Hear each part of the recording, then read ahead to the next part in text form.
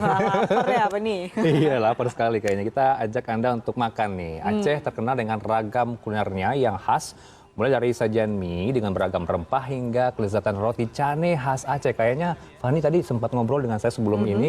Suka sekali dengan roti cane. Iya betul sekali. Nah karena ngomongin roti cane ini jadi kebayang ya rasa dan hangatnya pas banget nih untuk makan sore atau malam ini. Ini informasinya.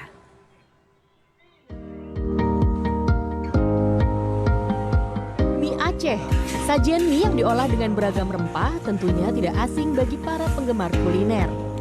Namun bagaimana jika mie Aceh dicampur bersamaan dengan kepiting ataupun lobster? Tentunya akan menghasilkan sensasi rasa yang berbeda. Di Kabupaten Aceh Barat Aceh, tepatnya di Desa Kuala Bubon, terdapat sebuah warung yang mengolah mie Aceh dengan beragam topping.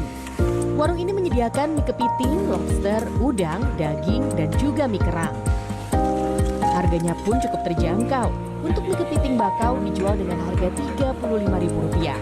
Sedangkan yang jumbo dijual Rp60.000 hingga Rp200.000 per porsi.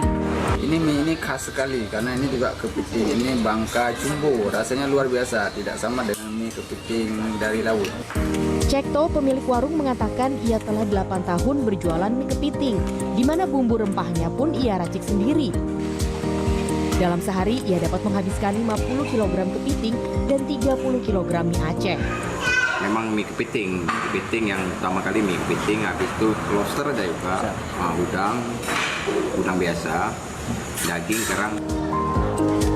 Bergeser ke kota Banda Aceh, kuliner roti canai juga menjadi sajian yang digemari oleh warga setempat.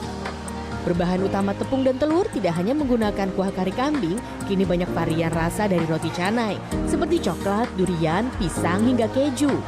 Kenapa suka? Karena memang menunya itu sangat ringan dengan lidah orang Aceh, terutama seperti cane kari, cane durian suka karena memang saya suka durian. Jadi itu kan jarang. Tentunya sajian roti canai tidak bisa dilewatkan jika berkunjung ke Tanah Rencong. Tapi ingat, tetap patuhi protokol kesehatan saat berwisata kuliner ya. Tim Liputan CNN Indonesia.